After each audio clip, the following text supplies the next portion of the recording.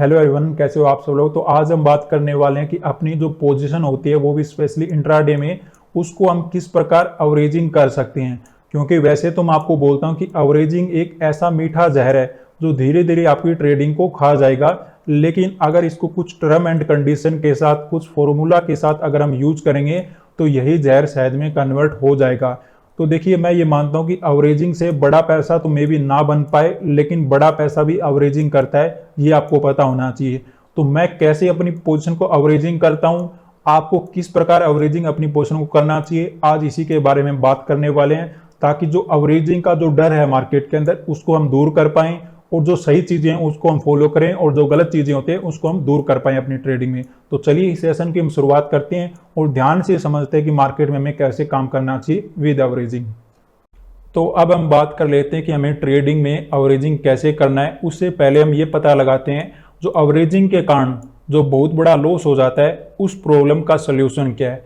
क्योंकि अगर हमें ये पता लग गया कि ये प्रॉब्लम कैसे आ रही है तो उसका हम सल्यूशन भी ढूंढ पाएंगे। जैसे हमने यहाँ पे बाय कर रखा था मार्केट में, यहाँ पे अपना 50,000 के अराउंड लॉस नजर आने लगा, यहाँ पे 1 लाख लॉस नजर आने लगा।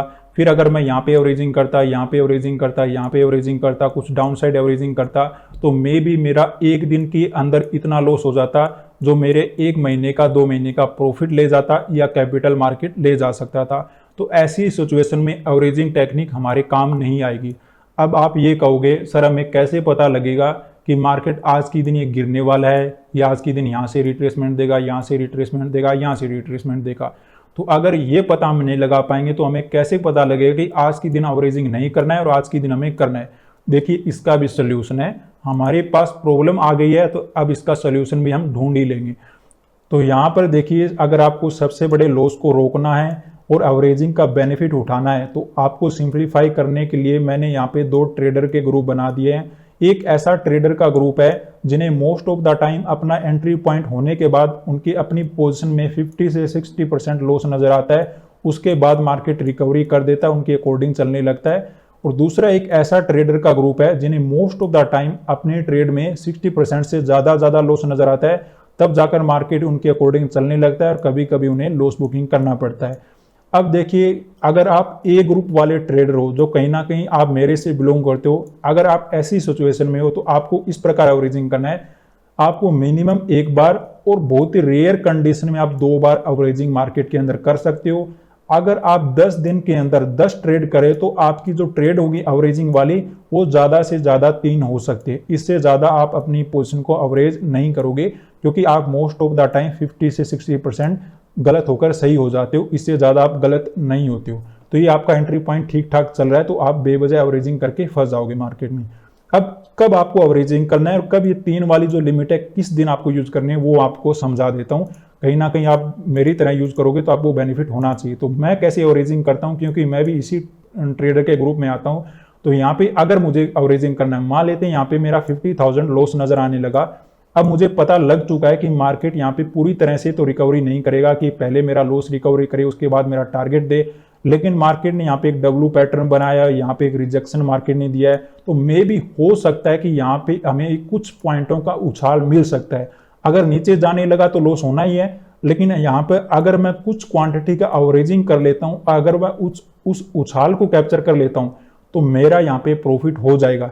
ऐसी सिचुएशन में अगर आपके पास लिमिट बाकी है तभी आपको यहाँ पे एवरेजिंग करना है। अब थोड़ा सा आप स्टेप ध्यान से सुन लीजिए।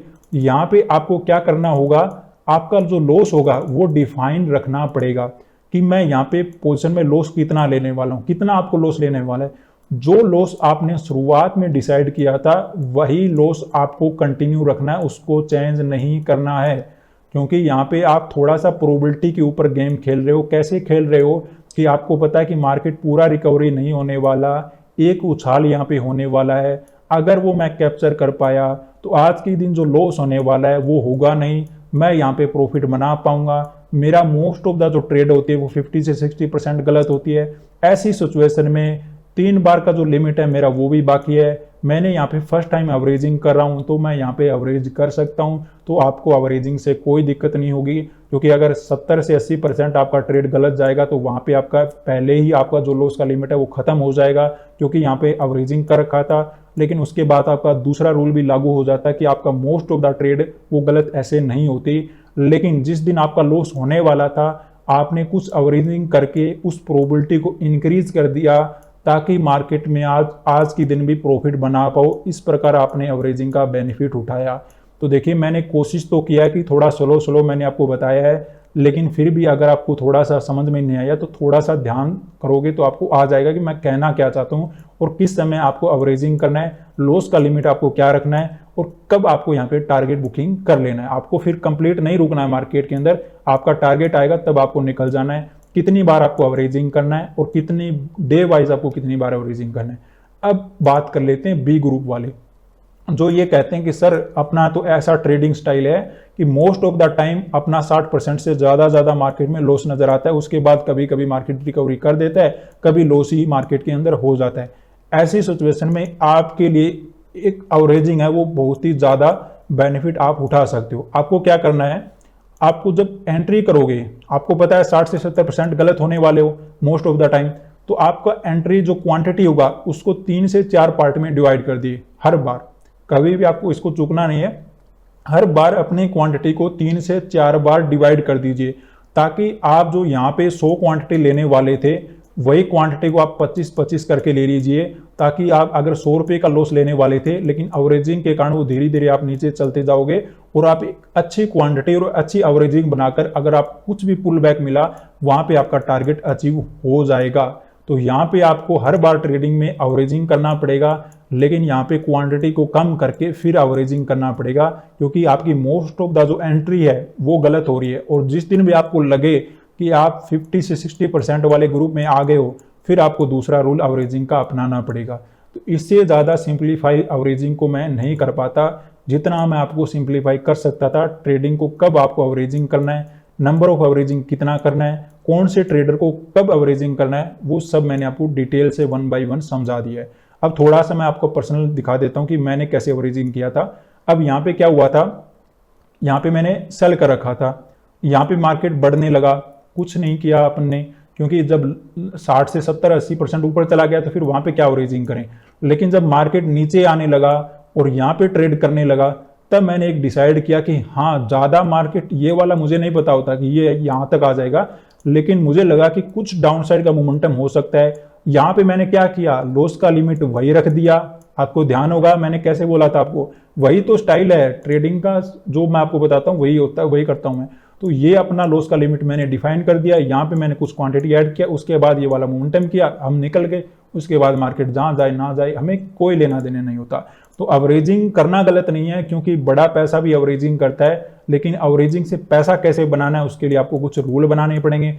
अब देखिए यहाँ पे अगर मैं एवरेजिंग करता, क्योंकि यहाँ पे प्रोबेबिलिटी बहुत लो थी और मैंने ऑलरेडी कल के दिन एवरेजिंग कर रखा था, तो मेरा यहाँ पे रूल नहीं बैठता कि मैं यहाँ पे एवरेजिंग करूँ, इसीलिए मैंने यहाँ पे कोई भी क्वांटिटी ऐड नहीं किया और मेरे पास यहाँ पे टाइम भी था, तो मैं ये ऐसे भी यूज नहीं करने वाला था। तो इस प्रकार मैं अपनी एवरेजिंग के स्टाइल को मैनेज करता हूँ, इस प्रकार मार्केट में मैं एवरेजिंग का बेनिफिट उठाता हूँ। तो जो आप प्रॉब्लम है उसको अगर आप समझ गए तो है ना आप उसी को अपना हथियार बना लोगे। लेकिन अगर आप रैंडमली ऐसे एवरेजिंग करते गए तो आपको पता है कि मार्केट क्या हाल कर सकता है, आप नीचे जाओगे मार्केट ऊपर, ऊपर जाएगी तो नीचे, तो वो गलत होता है। कभी भी आपको रैंडमली नहीं करना चाहिए, कभी भी ऐसे एवरेजिंग नहीं करना चाहिए कि मैंने 1 लाख लॉस नजर आने लगा, मार्केट ऊपर चला जाएगा चलो एवरेजिंग कर लेता हूँ। ये ट्रेडिंग इंट्राडे के लिए बोल रहा हूँ। इन्वेस्टिंग में कुछ अलग फैक्टर होते हैं। कभी कभी क्या होता है कि स्टॉक इतना अच्छा होता है, कोई पार्ट इतना अच्छा होता है स्टॉक्स का लगा लीजिए, कुछ भी लगा लीजिए, कि मार्केट में वो फंडामेंटल के कारण ऊपर आ जाएगा, वो एक अलग कहानी होती है। लेकिन वहाँ पे भी एवरेजिंग से बचना चाहिए, क्योंकि आपके पास इतना पैसा नहीं होता कि बार बार गिरेगा तो भी आप उसको बाय कर पाओ। जब दोबारा उसी प्राइस के पास आ जाए तब दोबारा आपको ट्राई करना चाहिए स्टॉक्स वगैरह में भी। लेकिन अगर आप इंट्राडे ट्रेडिंग करते हो कहीं पे भी तो आपको एवरेजिंग का ये टेक्निक अपनाओगे तो आपको कभी भी मार्केट में दिक्कत नहीं आएगी। धन्यवाद।